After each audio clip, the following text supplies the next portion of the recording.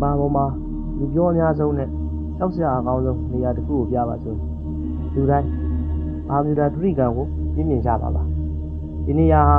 တင်မောတွေလေရင်တွေဟာအစအနမချမ်းပျောက်ကွယ်သွားတတ်ပြီးဘာကြောင့်ပျောက်ကွယ်သွားမြန်လဲဘယ်သူမှကြီးကြီးကျယ်ကျယ်မပြောနိုင်ကြပါဘူးတကယ်ပဲဒီနေရာမှာပြပကဘာတတဝါရှိနေရလားဒါမှမဟုတ်ရှားကဘာကိုကူးသွားရဲ့အကားပေါက်ပေါ်တေရှိနေရလားဒီနေ့မှာတော့ကျွန်တော်တို့ဗာမစ် edition တွေကနေ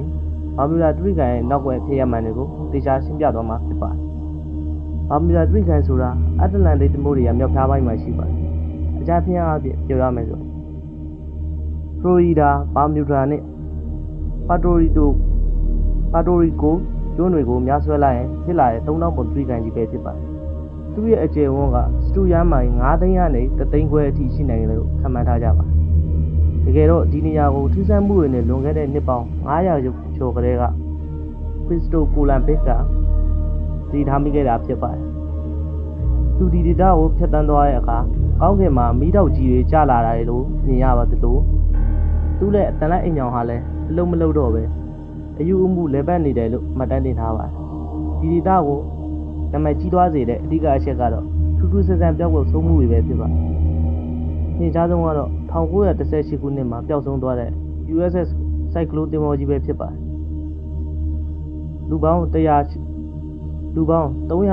က်တင်ဆောင်လာတဲ့ဒီသင်္ဘောကြီးဟာစစ်ပြစနစ် SOS တောင်မပေးဖို့ပဲအစအနမချမ်းပျောက်ကွယ်သွားခဲ့ပါတယ်။နောက်ပိုင်းမှာလည်း Flash 90လို့ခေါ်တဲ့အမေရိကန်ဘုံကျဲလေယာဉ်5စီးတစ်ပြိုင်တည်းပျောက်ကွယ်သွားခဲ့ပြီးသူတို့ကိုရှာဖို့လွတ်လိုက်တဲ့ကယ်ဆယ်ရေးလေယာဉ်တွေပါထပ်မံပျောက်ဆုံးသွားခဲ့ပါတယ်။ဒါကြောင့်လဲဒီနေရာကိုတေမင်းဒုရိကံလို့ခေါ်လာကြပါတယ်။တချို့ကပျောက်ဆုံးသွားတဲ့အတ္တလန်တိတ်မြို့တော်ကြီးကဒီအောက်မှာရှိနေပြီးဒီနေရာကစွမ်းအားတွေကြောင့်ယုံကြည်ကြရဲလို့သိရပါတယ်။တချို့ကတော့ဂျိုသားတွေဖမ်းသွားရဲလို့ယူဆကြပါတယ်။ဒါပေမဲ့သိပ္ပံပညာရှင်တွေကတော့ဒီတဲ့ပို့ပြီးလက်တွေ့ကြတဲ့အဖြေကိုထုတ်ပြထားပါတယ်။ပထမတစ်ခုကတော့ Rosequake လိုင်းနေဖြစ်ပါတယ်။ဒီဒေတာမုန်တိုင်းတွေစုံတဲ့နေရာဖြစ်လို့ပေ100ကျော်မြင့်တဲ့လိုင်းကြီးတွေရုတ်တရက်ဖြစ်တတ်ပါတယ်။ဒီလိုင်းကြီးမျိုးတွေဟာ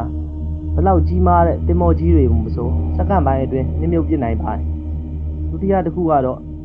Argonis လိုင်းပါ။ဒီနေရာဟာတန်လိုက်အိမ်တောင်ကပြတဲ့မြောက်အရက်နဲ့ကမ္ဘာအဆင့်အမှန်မြောက်အရက်ထပ်တူကြတဲ့နေရာပါဒါကိုမတွက်ချက်မိပဲလမ်းညွန်သူတွေဟာလမ်းကြောင်းမှာပြီးပင်လယ်ထဲမှာလမ်းပြောက်ကုန်ကြပါတယ်နောက်ထပ်စိတ်ဝင်စားစရာတစ်ခုကတော့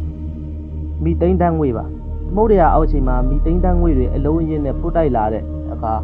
ရေရဲ့တိတ်ဒီးစားကိုတွန်းနေသွားစေပြီးတင်မောတွေကိုပေါ့ပါနဲ့မြုပ်သွားစေနိုင်ပါတယ်အမေရိကန်ရေတပ်နဲ့ MOOAတို့ရဲ့မှတ်တမ်းတွေအရဘာမြူတာဒုရိကံမှာဖြစ်တဲ့မတော်တဆမှုအရေးအတွက်ဟာတခြားသွားလာများတဲ့ပင်လယ်ပြင်တဲ့ပုံမများပါဘူး။ဒါပေမဲ့ပျောက်ဆုံးသွားပြီးဘာမှချမတွေ့တာဆိုတဲ့အချက်ကပဲဒီနေရာကိုလူစိတ်ဝင်စားအောင်လုပ်နေတာပါ